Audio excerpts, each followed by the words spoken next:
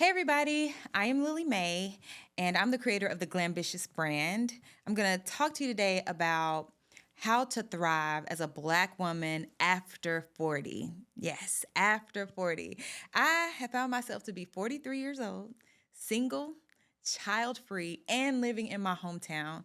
If you were to tell me 10 years ago that that's where I would be, I would think you were telling me a lie. But that is where life has brought me. And I realized that there is excitement after 40. There is purpose after 40. I've been on Netflix, TMZ, I've worked with BET, I've been to the MTV VMAs, the BET Awards. I've interviewed my favorite icons like Wendy Williams, right? These were in my heydays of Atlanta when I was in Atlanta for 14 years. And so I find myself now thinking about those glory days as if the best days are behind me. But, I realized that that is just like a trick of the enemy. The best days are not behind us. If you have found this video, I feel like it's a confirmation that the best days are actually ahead of you. And that's why I wanted to share it, because I know that we can often feel when we get to a certain age and life doesn't look like how we thought it was going to look, or we've had to face certain disappointments that, that's just it. That's all. The glory days are behind. But no, I'm here to tell you that the best days are ahead. And I'm going to share 3 ways that you can thrive after 40. Now, I want you to like, subscribe, and share, because this is just part 1 of this series. I'm only sharing 3 ways, with this particular episode. But if you like, subscribe, and share it with another woman over 40, I feel like there'll be more content to come that you can gravitate to and that can help you really, tap into your power. So, the number one way that I feel like we can thrive after 40 is to embrace a main character mindset. Now on TikTok, the young people are saying main character energy, okay? MCE, all right? Men have the BDE, we have to have the MCE, okay? The main character energy. And what comes to mind, like I was a big fan of Sex and the City, and I feel like Carrie Bradshaw had the ultimate MCE, main character energy. Okay. She would be going to the coffee shop in a tutu. Okay. She would be dealing with heartbreak and then bouncing back and looking more fabulous than ever. And likewise, I feel like that's a part of having the main character mindset. It's like about decentering that external thing that you feel like is going to validate you. You have to decenter that, right? It could be your salary, it could be a relationship, it could be, your job, your position, your reputation that you've put up here as like a measure to validate you. But embracing like a main character mindset is taking that down off the throne, because the only thing on the throne is God, okay? God is on the throne. Anything else is not. You have to take that off the throne, decenter that, and center yourself, because you are the main character of this movie. And with any movie, there's rising action, there's the climax, and there's the falling action. Whatever has happened recently to throw you off of your, ace, it's just the rising action. It's just a part of the story. It's not as if the climax is behind and now we're at the falling action. No, ma'am. No, sir. Okay. We're in the rising action. And so you have to look at starting over like an adventure, right? It feels sometimes like we judge ourselves so harshly because society has made us be that way. Society has told us that we have to, be married by a certain age, have children by a certain age, so many things. I feel like, honestly, I've been really shamed for my singleness. Now, granted, I was on Netflix looking for love, so I probably shamed myself when I went on Love is Blind. I probably shamed myself. However, aside from that, I feel like, there have been so many circumstances where people kind of low key shade me for being single, shade me for not having children, shade me for XYZ. And I've learned, instead of letting that frustrate me or feeling judged by that, to accept that people may not just understand the unique journey that God has designed for me. So now I don't get mad, I don't get frustrated, and I don't let it feel like a knock against who I am when people say, "You haven't married yet? You still single? You haven't had kids yet? Do you still want kids?" When they ask those questions that are highly inappropriate, instead of me getting annoyed and asking them, "Do your mama want kids? Is your mama still single?" Instead of me doing that, okay? Instead of me going there, I just remind myself that, oh, they just don't understand the journey that God has put me on, because it's special, it's unique, it's not like everyone else's, and I don't have to judge that, and I'm going to stop judging myself for where I am and where life has brought me. Instead, I'm going to have main character energy. So it's okay if you were just fired. It's okay if you had to close your business and get back to corporate America. It's okay if you just went through a divorce. It's okay if you gained a couple of pounds, okay? I eat carbs at night too, okay? We live and it's called life. We're doing the best we can, okay? So there's nothing wrong with a little box of Teddy Grahams here, a little M&Ms there. Stop judging yourself. Having main character energy is about giving yourself grace and having the confidence to start over wherever you are, to stop judging yourself for wherever you are, to stop talking so negatively to yourself, right? There's like a inner me that I call the enemy, and it's always saying the most negative things like, girl, you need to lose 10 pounds. Like, will you hush? And that inner me is nothing but like society's conditioning.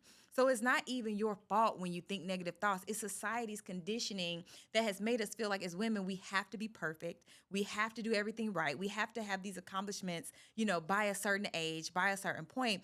And when you release yourself from that and you really surrender to the fact that, wait a minute, there's a big God in the sky, right? He created me. He knew me before my mother knew me. And if he sees fit for this to be my journey, then there must be something special about it. And I can flow with him. I can intertwine with the journey instead of resisting it, instead of being upset about it, instead of comparing myself to the next woman. Let me actually just flow with God, because anything that I'm going through is for me. It's for me to learn. It's for me to grow. So instead of me being irritated about being single at 43, and I do get irritated sometimes, right? Instead of me getting irritated, I'm like, wait a minute. Okay, if I'm single still, there must be more that God wants me to do. He must want more of my attention. So let me just flow with him, because I really feel like, I really feel like I'm a bad bee. I ain't gonna lie to you. B-E-E, okay? Because we holy over here. I feel like I'm a bad bee, right? So if a guy hasn't snagged me up yet, I have to trust that, okay, God has more for me to do and more for me to focus on before he connects me, right? And it's likewise with anything that you might be dreaming about and desiring. If God hasn't lined that up for you yet, there must be more rising action. There must be some ways that he wants to cultivate you and prepare you for your next. You don't have to judge the moment. You don't have to feel upset about the moment. You don't have to compare yourself. You can literally embrace the main character energy, right? And say, hey, it's never too late. It's never too late for me to reinvent myself, for me to become the best version of me, for me to achieve all of the dreams that I've had. So if this video has found you at 40, 50, 60, stay tuned. Keep coming with, keep going with me, because I have more for you to hear, more that I feel like God wants you to hear, so that you can snap out of the stinking thinking and get into that main character energy. Okay. Number 2, passion over pressure. Like, I remember I had a friend that internalized a lot of society's timelines and pressures, right? So I remember in our 20s, she was like, oh my gosh, I have to meet a man. I have to get married. I'm about to turn 30. Then she met a man and got married. Then she was like, oh my gosh, I'm 30. I need to have kids. Oh my gosh, our eggs are getting scrambled. She had the kids. Oh my gosh, I need a big house. Oh my God. So she continued to let society pressure her into achieving all of these things, but then she was never happy with any of it. She was always complaining about it. She was always so miserable and I'm unhappy. And I'm like, girl, everything that you asked for, you got. Everything that you wanted to achieve, you achieved it. Why are you so unhappy? Because she was following society's timeline instead of really leaning into her own joy and what really makes her happy. Because, I love children. I love the kids. I love the babies, right? But I also, love giving them back to their parents. I do. I love being able to hang out with my little nieces and hang out with my god kids and having a good old time. But I do love giving them back to their parents. I do. And so that's just me being real. Sometimes we have to be real with ourselves. And instead of saying, oh my gosh, I'm running out of time to have children, I've said, well, if God sees fit for me to have a child, I will. If God sees fit that that's not my journey, I'll trust it, because there's so many kids in my life that I can give love to. And likewise, when we shift our mindset into that main character energy I talked about, we can come up with more empowering perspectives about our situation. Like, say, for instance, you're 45 and you had to move back home with your mama. And you like, oh my goodness, I'm big grown out here and now I'm living back with mama. Instead of beating yourself up about it, think about the positive aspect of it. Wait, I actually get to spend more time with my mom now. I actually get to keep an eye on her and make sure that she's well, right? I actually get to, I don't know, have less overhead, have less stress about bills. So if you embrace that main character energy and then you choose passion over pressure, over the society's pressure, it really will relieve you from feeling so pent up about everything that you think is going wrong, but it's actually happening to serve you if only you could look at it differently, right? Say for instance, you recently had a breakup or a divorce. Instead of feeling the pressure like time is ticking, I have to get married, oh my gosh, and you're choosing passion over that pressure, it's like, okay, well, that didn't work out. I learned some lessons. He was a cool dude. Maybe he wasn't. I don't know your business. I ain't gonna pretend like maybe he wasn't. But nevertheless, it's like, okay, I'm gonna choose passion over being pressured into marriage and rushing back to Bumble, rushing back to Hinge. I know y'all tired of swiping. I'm tired of swiping. You ain't tired of swiping. I'm tired of swiping. So sometimes instead of letting pressure, put us back on these dating apps prematurely, sometimes we just need to choose passion. What sets my soul on fire right now? I mean, a tall chocolate man with a beard would set my soul on fire. I ain't gonna lie to you. Okay. Sorry, y'all. Sorry. What else? What else sets my soul on fire besides a tall chocolate bearded man? Well, I love to talk. So here I am. I'm talking to you. I'm telling you what I'm going through in real time. Like this episode is really a love letter to myself. Okay. This episode is really a journal entry for me, a diary entry for me, right? Because I love to talk. This is my passion. This is what sets my soul on fire. So ask yourself, what sets your soul on fire? One of my colleagues in Atlanta, she's a beautiful woman. She got divorced and then she moved out of the country. And I was like, oh my gosh, what a life. She now lives out of the country and she looks like a magical goddess. Every day she's glowing. So instead of her looking at that divorce as a knock on her value, a knock on her self-worth, oh, I'll never meet another man. This is terrible. I'm a such and such age and divorced. She said, you know what? I'm going to choose passion over pressure. I'm not going to let anybody force me back into dating. I'm not going to let anyone make me feel like this is a reflection of my value.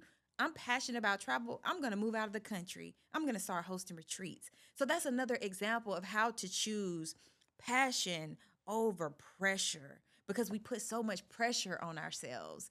And I feel like the world is chaotic as it is. There's so much negativity. Why do we add to it by internalizing that pressure instead of really just making the decision to be free? Like, what is your passion? If you love working out, it's not too late to become a fitness instructor. Look, I love to talk, but I mess up words. It's okay. It's okay. It's accepting humanity, okay? We're not perfect. That's a great example. We're not perfect. So even if you don't talk perfectly, you could still cut on the camera and share what you have to share. Start the YouTube channel. If you always wanted to be an actress and you're like, man, I'm 50 years old, never had an acting class, take an acting class. There are tons of online acting classes. Why not? Choose passion over pressure. So literally ask yourself, like, what would set my soul on fire? What would I be excited to wake up in the morning and do? And then plan to do that. Stop overthinking it. Stop making your age as an excuse as if you're too late. Like, there are people who have won their first Oscar at 70. There are people who got married at 60. Like everyone has a different path. And if you shift into that main character mindset I talked about, and then you make an intentional effort to choose passion over pressure, you really will feel much more light. Instead of your circumstances weighing you down, instead of your circumstances making you feel like you're behind, like God forgot about you. He did not forget about you. God is always smiling on you, even when it doesn't feel like it. We have to be reminded that he knows the end from the beginning. So sometimes this challenging space that we find ourselves in, when we feel like it's a detriment to have to start over at 40, start over at 50 or 60, he's really giving us a gift to reset. He's given us a gift to do more, to be bigger, be bolder, be brighter, tap into our real, the real me, the real you. Like, this is a chance to tap into the real you. Like, I always think about like my inner child, because I feel like our inner child, or the child version of us, is the real us. Because that version of us was the purest version of you was when you were a child, before society got into your head and before, comparison and all those things started happening. The child version of you is the real you. So when I think about my inner child and how much she loved to laugh, how much she loved to just do silly things like skate in the rain. I remember one time I was a kid and I went out in the rain in my skates. Now that's just absolutely ridiculous. Now, consequentially, I did fall and scarred my leg, and I have a scar to this day. But it's just like a reminder of the freedom I felt as a child to just do what felt exciting. And likewise, I feel like we need to tap back into that version of us so that we can really find fulfillment in this moment wherever we are. We can really start to look at life more as an adventure instead of like a series of disappointments, right? Like just shifting from pressure to passion, it allows you to make lemonade with the lemons, right? Add a little sugar, to the lemons, you got lemonade. So, how can you add sugar to wherever you are right now? Whether it's going to a comedy show, whether it's, joining a meetup group, taking an acting class, like I mentioned, they have adult dance classes. If you always wanted to be a ballerina and you're stiff as a board now, start taking some ballet classes, child. You can loosen up a little bit. Take some adult ballet classes, loosen up, do your little stretches, your little yoga poses, and, get back loose with it. You know what I'm saying? Like, I'm challenging you to really just do the things that make you smile without judgment, without thinking about your age. Another thing I feel like that gives us pressure is money, right? Like, oh, I need a certain amount of money to do X, Y, Z. Oh, I wanted to do this, but I don't have the money. To me, when you really have the mindset of constantly focusing on what you don't have, that's the lack mindset. But when you're choosing passion over pressure, you approach life from an abundant mindset. Here's an example. So I was like, you know what? I really want to start getting on YouTube and doing solo episodes of my podcast. I put that thought out there, right? Because a mindset of abundance. What happens? An advertisement pops up on Instagram where Mic'd Up Studios is inviting entrepreneurs into the studio for a courtesy session to record. I couldn't have planned that. I couldn't have imagined that, but that's what happened. When you put the idea out into the world without resistance and friction of, oh, I don't have money to do XYZ, opportunities emerge. Here's another example. I want to do a documentary, but I know, I don't necessarily have the budget to do the documentary. I'm posting on Threads about something unrelated to film, and a girl reaches out to me that actually lives in LA, that actually is a producer with CBS, that actually is from Winston-Salem, North Carolina, my hometown. Even though she lives in LA, it just was a synchronistic connection because I'm putting ideas out there without resistance. Resistance comes up with all of the problems. But when you're choosing passion over pressure, you know that we live in an abundant world. How did I land on Netflix?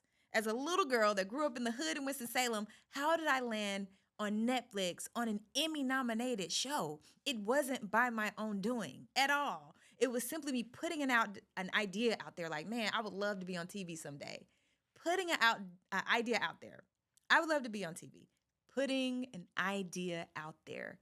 I would love to be on TV someday. Without any resistance, what ends up happening? A friend asked me, hey, Lillie, are you still single? Obviously. Lillie, would you go on TV looking for love? Sure, why not? And then here we are. Love is Blind, season 1 on Netflix. Go ahead, check it out. Rewind. I know you're like, wait, what? Yes, I was on there. Now, I did have maybe, 6 hot minutes on there. It was only a good 6 minutes of fame, right? But I was on there, and it just reminds me of the abundant world we live in and how when we put an idea out there, without the resistance, right? I have another friend that, she comes up with these amazing ideas. And anytime I encourage her to go for it, she comes up with all the problems in the world. Well, I can't do it because of this. Well, I don't have this. Well, this. It's like, you're messing up. You're not letting big God do his thing when you do that. You're adding friction to the line when you allow your mindset to dwindle down to the negative place instead of being open to the place of abundance and opportunity. I feel like I went real long on passion over pressure, but I don't know. Maybe you needed to hear it, okay? This is God's work, not mine. Now, thirdly, right, I want to encourage you to get booked, busy, and seen. It's very important that you get confident, showing up and showing out. It's okay to be, the best dressed in the room, okay? It's okay to put yourself out there, to put yourself on camera, to, pitch yourself for podcast interviews. But number one, decide what is the message you're going to share in this season. And literally, you can ask God that. There's something called prophetic journaling. Let me tell you about it real quick, okay? Prophetic journaling is when you ask God something out loud, okay? And then you sit in silence, or you could listen to soaking music, which is like gospel instrumental music. And then you write down what you feel like God is answering in faith. And I promise you, if you keep doing this, God will start answering. And how you know he's answering, your pen starts to move faster than your thoughts. And that's coming from God, okay? So anytime you need clarity on something, you don't got to go to a psychic. You don't got to see, what was the lady's name? Cleo. You don't got to call Miss Cleo. When you need some information, you can just call Big God and he will answer. So again, it's called prophetic journaling. I learned about this from the Kingdom Business Network. Okay, check them out. Kingdom Business Network. I'm also a contributor for the platform based in Atlanta. Amazing platform for Christian entrepreneurs. But that's where I learned about prophetic journaling, where I could literally ask God a question, sit in silence a little bit, and just start writing in faith what I feel like he's telling me. So if you're not sure what to do, what to pursue, or what you want your message to be, like what does God want you to share in this season, ask him. And then write down in faith what that is. And now that you know, okay, this is what God wants me to talk about. This is how God wants to use me. This is where God wants me to show up. Now that you figured that out, it's time to start showing up. It's time to stop making excuses, right? As a marketing and PR consultant, I work with entrepreneurs around the world to help them amplify their business, amplify their brand. The number one, I guess you could say, issue that I have with some of my clients when I'm encouraging them, let's do a rebranding photo shoot, they always say, I need to lose a couple of pounds first. And I always say, no, you don't. You need to start with where you're at, take the pictures, show up where you're at, right? And so likewise, when I'm talking about getting book busy and seen, you have to show up just as you are. You don't have to lose 10 pounds. You don't have to lose 20 pounds. Now, I do encourage you to get active in this season. As we're talking about thriving after 40, I definitely encourage you to be active physically, take care of your health, all of that good stuff. But I don't want you to let that stop you from being on camera. Let that stop you from interviewing on podcasts, interviewing on your local news and things like that. Let that stop you from doing a photo shoot. That's the number one thing I encourage women when they're in a place of reinvention or rebranding.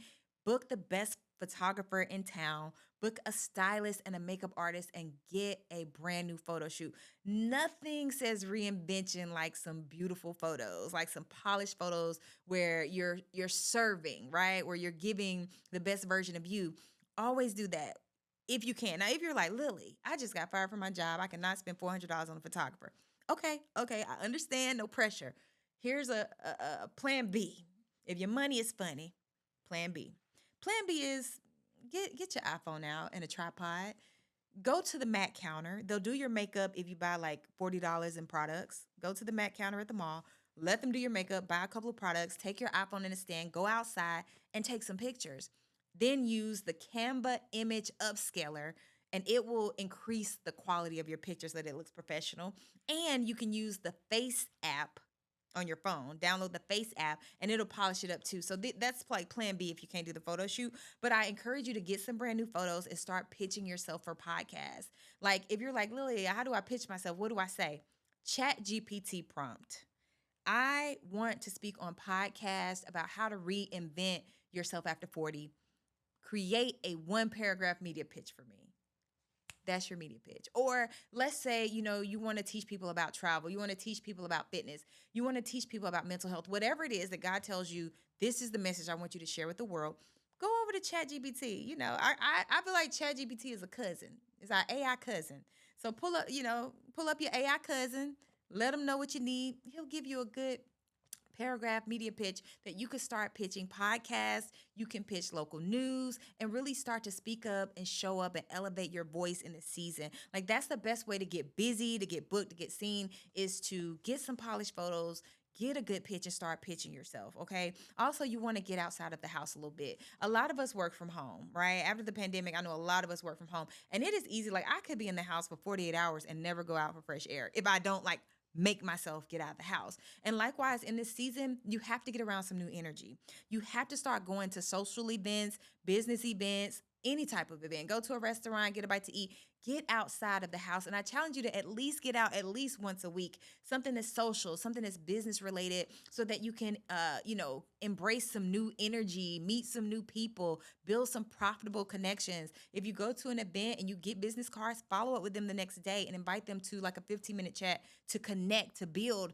That's a part of the reinvention in this season. A part of the reinvention is not just, you reinventing yourself, but it's like, okay, how is God calling me in this season to serve others? Who is God calling me to connect with?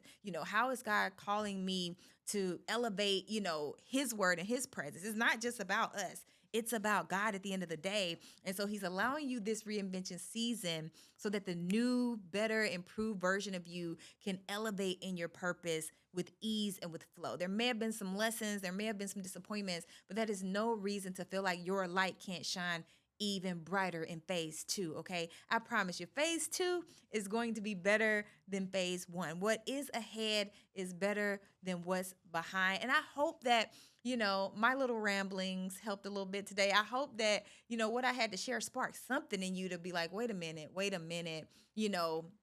If Jeremiah 29:11 says, God has plans to prosper me and not harm me, why am I in a bad mood when big God promised to prosper me? When he said he was going to do exceedingly and abundantly, why am I feeling some type of way because I lost this job?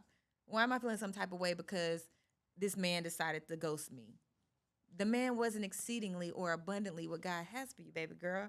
Let him go. Let Casper do what Casper gonna do, and trust that God is gonna do exceedingly and abundantly more than you can think, dream, or imagine. This is your season to shine. This is your season to thrive. Age ain't nothing but a number. Period. Okay? That's it. It's just a number to remind us of the gift of life. That's it. It's to remind us of how long we've had this gift of life. It's not to put us in a box. It's not to make us feel like we're less than. It's simply a reminder about how long we've been blessed with this gift of life. And so if you could shift in these ways, if something about this episode touched your spirit and your soul, give me a like, give me a subscribe, and do me one better. Share this video with at least one Black woman over 40 to remind her that she can thrive after 40, that her best days are ahead.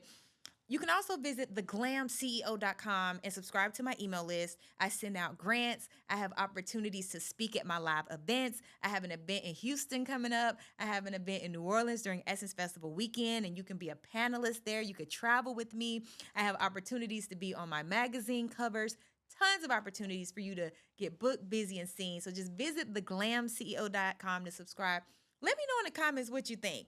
Like if there's some other ways that we can thrive after 40, put it in the comment. Let's start a conversation. Let's keep this thing going so that we can all make sure that the rest of the year is the best of our year. All right? Thanks for tuning in.